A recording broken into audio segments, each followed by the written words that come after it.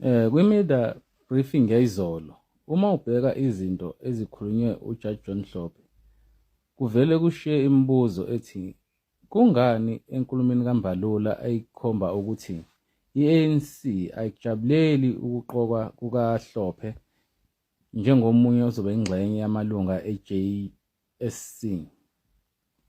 Lezi zinto ebekhulunywa uJaji John Hlophe kungani zingekho kusomqulu we-ANC?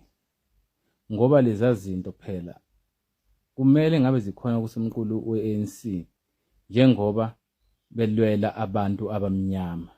Uma zikhona bakhulumi ngani ngazo? Manje lento ke nobe ngazi nobe ngaboni, ngicabanga ukuthi kuyamcacela manje ukuthi i-GNU ayifonywanga emva kokhetho, kodwa kwahlalwa phansi kwaxoxwa eminyakeni edlulile. Ngoba mothi uyabheka ey'ngxoxweni zabo, into abakhuluma ngayo kakhulu nabayiplanela i-EFF, ukuthi banganqinda kanjani amandla bona mese behlangene, ukuthi noma iphikisa ephalamende kodwa ingabi namandla kakhulu. Lokho okwadala ukuthi-ke benze iphutha elikhulu ngoba bavumelane ngazo zonke izinto, okuthe mekushaya uDisemba 16 base beqede yonke into. Ngoba uzokhumbula ukuthi 2021 uHelen Zille wayiveza eka 40% ku-ANC, wayiveza eka 20% kubona, bese beyahlangana.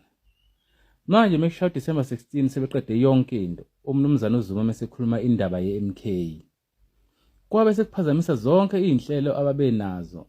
Okunye kwakho kwawukuthini, usekela mongameli aphume kwi-DA, eKZN kube upapasi iPremier, naseGauteng benze okufanayo, kodwa i-DA ibe seduzane kwamandla. I-MK-ke iphazamise zonke lezo iy'nhlelo, ngoba ukube i-MK ayivelanga, thina bengeke sibone yonke lento ukuthi lento bekuyiplani le. Ngabe impilo iyaqhubeka nje kuthiwa i-ANC iphelelwa amandla ngoba isivele ihluleka, kanti yinto edwetshiwe le. Ngoba noma abantu babengeneme nge-ANC kodwa bazange bathi ngeke siyivotele thina i-ANC ukuthi asingaze ibonakale ukuthi iyofika ku-40%, nangempela lokho sekuyenzeka. Ngoba njengamanje i-GNU kunesignature kaMbalula nekaHelen Zille. Kungani i-AFP ingazange ivele eya isignature ibe iyingxenye yabo? Ngoba njengamanje lesi siphithiphithi esikhona eKZN izinto engabe zenziwa upapasi, kodwa ngoba akuhambanga ngey'nhloso zabo sebesebenzisa i-IFP. Manje i-ANC ithule eKZN, ithule du, kodwa kusetshenziswani i-IFP ukuthi kube yiyona ezokwenza lezi zinto bona bobabili okuyi-DA ne-ANC ababevumelane ngazo, okuyinto ebuhlungu kakhulu le abayenza-ke kwi-IFP.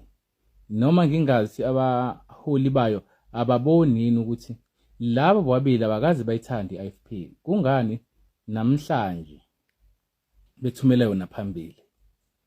Ngoba lokho abakwenzayo kuganga okukhulu. Ngoba into yokuqala, uma kuzovotwa abaphumelanga obala bakhuluma ngendaba ukuthi kuzohlanganiswa amavoti kwenziwe lo government we-GNU. Okwesibili, abazange basitshele ngendaba zeyimakethe ukuthi ukuvota kwethu akubalulekile ngaphezu kweyimakethe, ngoba sasoyithuzela thina ukuthi sizokwenze njani uma ivoti lethu lingabalulekile. Uma kuthiwa akumiwe ukumenyezelwa kwamavoti, bathi bona iyimakethe sezibajahile, so izona eziphambili kunathi thina abavoti. Ingakho-ke kunje, ngoba akekho onendaba nabavoti. Ngoba muthi uyabheka ade kuyokhethweni kuqhamuke umnumzana uMbeki, kwaqhamuka umnumzana uSekhwale, kwaqhamuka uMethu Phosa, kwaqhamuka uDidi Mabuza, mhlambe nabanye ngasebakhumbulile, kodwa ababizwa njengani, njengezikhulu eziphambili kwe-ANC. Labo bantu bavela mhlambe u2 days, kuze namhlanje bathule du. Yini eyabashintsha? Yini le babuyise kangaka? Ngoba bonke babeshaya amakhala ngomnumzana uZuma ne-MK. Ngabe bonke laba ababephikisana nokufonywa kwe-MK ingoba engahambisani nalezi zinto uJudge John Hlophe bekhuluma ngazo.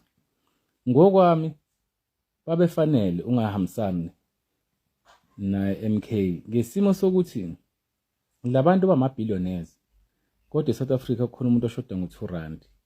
Labantu bethi benamabhiliyoni kodwa abahlali ngasemakubo, indawo abaqhama kuzona abayi nokuya ngakuzona. Indaba abaqhama kuzona akubonakala ukuthi ngempela la kunomuntu oyibillionaire kule ndawo. Abantu bawela ngemgqomo emfuleni umaleni kodwa endaweni kunebillionaire engathatha nje imali ilungise lelo bridge ngale kuze kungenelele uhulumeni. Manje isimo esikusona sinzima kakhulu ngoba uma ubheka la ku TikTok abantu benza ama-video noma be-comment uyabona ukuthi hayi ngoba mhlambe kunjani ulwazi alukho, izinto bayibone manje ukuthi zisukaphi abazi. Ngoba lento izokutshena ukuthi manje sisesikhathini la ofuneke kuvele khona ukuthi uMnumzane uZuma kudalwa yini ukuthi icala lezikhali lizeqede iminyaka engaphezulu kwama-20. Uphelile u-20 years uMnumzane uZuma hamba icala lezikhali okuyilona lamehlisa esikhundleni. uMnumzane uZuma waphinde kwathiwa udlengulile. uMnumzane uZuma uthi yena wayezakhela umuzi kayise, bafika bathi bazoqinisa ezokuphepha and bayisho lo bona bebuthi benzani inkandla bathi baqinisa ezokuphepha. Okwajiwa kwathiwa uMnumzane uZuma usentshontshe imali wakha umuzi wasenkandla, kodwa asikaze sivezele ukuthi ngenkathi befika bona lo muzi wawunjani noma bawufica usunjiyana benza lokho abakwenza okuncane noma ngoba fanele sibone phela ukuthi wawunjani ngaphambi ukuthi kufike bona, ngoba noMnumzane uZuma ngala uthi wayikhandela yena umuzi. Okwasuka lapho kwathiwa Zuma masifole, wehla uMnumzane uZuma. Manje nje uMnumzane uZuma wabe siyaboshwa. Uma uzibuza ngokwakho yini eyadala ukuthi intatheli zithuthelane eWestville, ubani ebatshela ukuthi uMnumzane uZuma uze eWestville kodwa intatheli zona zakhetha ukuya eWestville? Ukhona umuntu owayitshelile. Manje uMnumzane uZuma kube nezinto eziningi ezivelayo ukuthi imoto yakhe yashayiswa imoto thizeni, nalokho esingakwazi ukuthi kugcine kuphelelepi. Uthe noma efuma iMK kumele ahambe izinkantolo ngenxa yegama, ngenxa yelokho, kodwa njalo ukuqhamuka noMnumzane uZuma kuyaphetshezwa. Lokhu sekuyaveza manje ukuthi into uMnumzane uZuma ejahelwa yona iyona le uJudge John Hlophe ebekhuluma ngayo izolo, ngoba yonke lento abekhuluma ngayo uJohn Hlophe izolo ikhuluma into eyi-1 ngenkululeko yomuntu omnyama. Ngabe lama yamadoda avimba ukuthi umuntu omnyama angayiboni enesithunzi ezweni lakhe na? Ngoba isimo esikusona uyathanda awuthandi sishubile, isimo esibheke naso sinzima. Amadoda angabaholi kumele amele iqiniso, ngoba uma ngabe uyi-MK, ANC, IFP akumele uvume lento, ngoba uma ngabe kuzatshalazwa kukhona abantu abasala endleleni. Ngoba mesikhuluma kuyimanje bakhona abantu asebesele endleleni. Labo bantu ababulawanga belungu, labo bantu babulawa abanye abantu abamnyama, abantu abangenalo ulwazi kahle hle ukuthi njoba kunjena sibhekene nani, njoba kunjena lesi simo sibhekene naso sosilungisa kanjani, ngoba lesi simo sidinga thina sonke siyabantu abamnyama sikhuluma ngazilinye ukuthi umhlaba wonke ezandleni zabantu. Ziningi kakhulu izimbiwa eSouth Africa, ama-mineral resources angaphezu kwa-10, kodwa siyasafara. Kanti yini umsebenzi wawo na? Kungani sizihlupha ngokuphawula ngale ndaba yezepolitiki kodwa singenalo ulwazi olujulile ukuthi kwenzakalani? Ngoba phela izinto ezinjalo izona ezikhoza udungunyane ezweni ukuthi abantu bakhulume kodwa bengenalo ulwazi oluphelele.